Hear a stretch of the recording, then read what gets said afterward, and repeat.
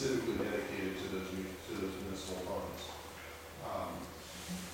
Banks can also do this individually, where they have to put the bond up. At this time, none of our funds are with banks that are in that type of collateral, what they call collateralization, which there's nothing that prohibits us to do that. Matter of fact, for many years we were with Bank of Oak Ridge with a lot of funds, and they individually collateralized. We don't have any funds currently with them. All of our money is in the pool system.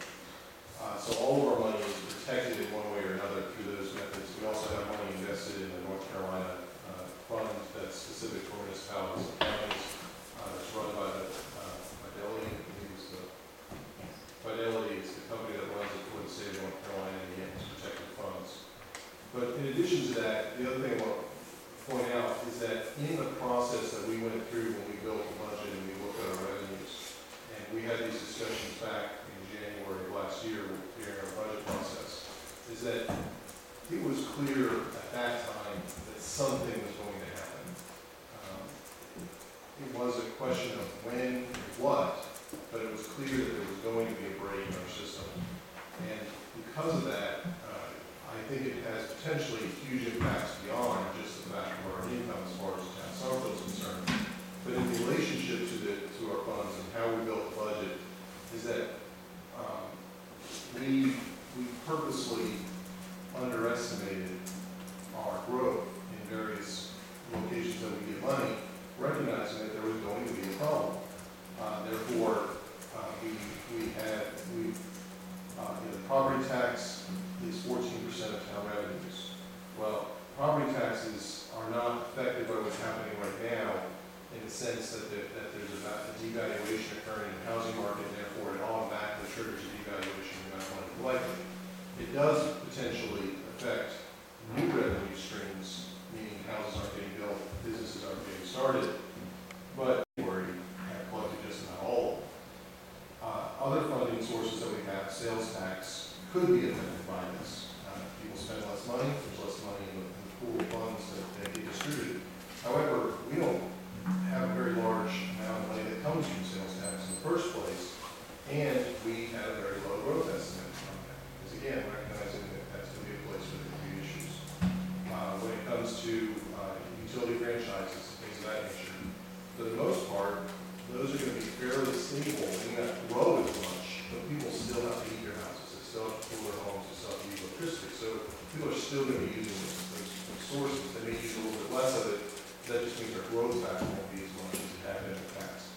So all of that together, yes, this is very turbulent. And there are both the state and larger cities that are in significant problems.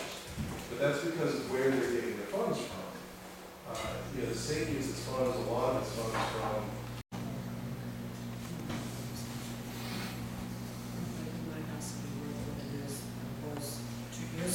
well, and quite honestly, it's very possible that 2012 is a little bit not only and won't have anything at all.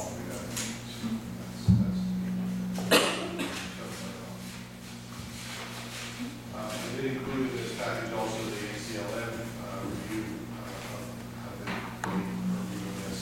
And again, a lot of their line before we indicated in our memo. They do recommend an introduction and we're just not in the same position where I feel we should be council to do it orders to do something. That's it.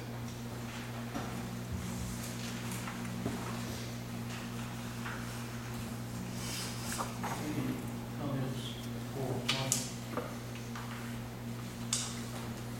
Okay, athletic field planning update. Just to update you, covered some of this earlier. The students meet. I mentioned we're meeting tomorrow. What we're looking at is a master plan. Some of the big issues that have come out of this, or where we stand, is that the phase 1 project is. I apologize for not having that. I should include one in the package.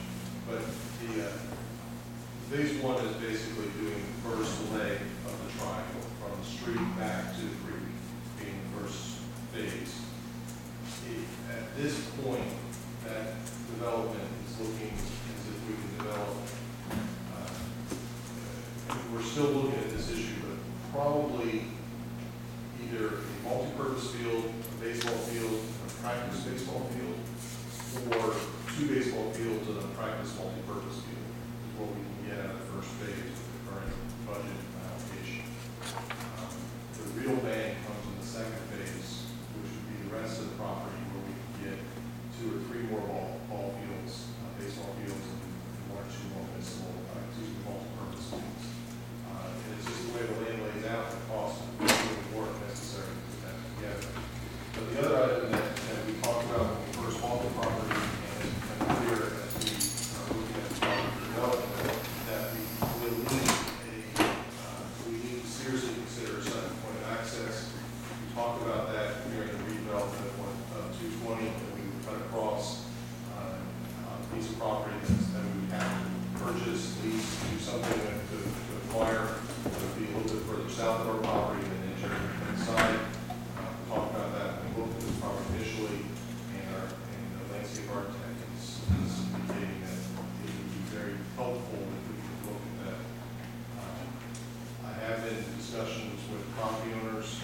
Property owners are the Ayers Family Partnership, which is, for full disclosure, as I made when we first bought the property, is made up of both Southern and Sue Eason are 2 or 3 members of that. I have had discussions with that partnership to determine if they would be willing to consider purchase or lease. And we are at this point, but it's something that's going to have to be granted.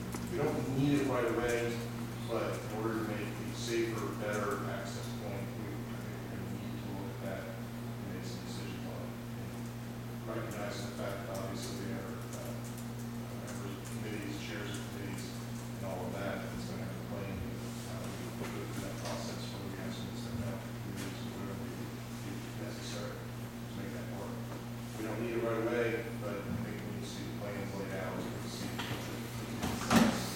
have that second access. Is it wise to wait until we actually need it to do something about it?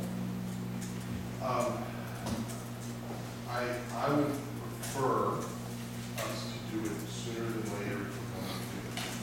We don't absolutely need it, but I think when all said and done, there will be a need to have that access point that will make for a safer, better point of access. Whole final certain conditions is fine. Well, now you're double talking. Yes, I am. Very well.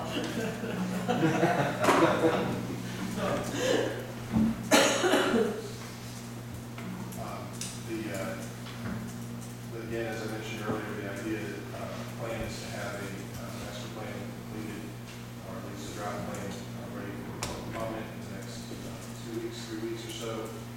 Listening to the earlier conversation about communication, we did actually do a fair amount of work trying to get people to look at the various sites when we were trying to purchase the property. Again, learning from the process in the past, again, trying to learn from this process.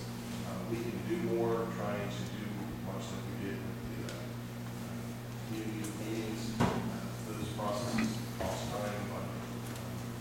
And therefore, I don't know if I'm going to the budget for that advertising, for advertising, and use budget. Well, the town newsletter, I'm not sure. That's what I'm saying, that's a decision. Did you, I asked this question last night, when people signed in at the comprehensive plan open house, and they said how they heard about it, you didn't I haven't tabulate. had a chance yet to. That would be a good benchmark to go by, whether it was word of mouth or posters or a newspaper. And then we can concentrate our efforts on That's why we asked the question. works the best. So I guess just had a chance to calculate. Okay. So that's the update. Any questions, comments?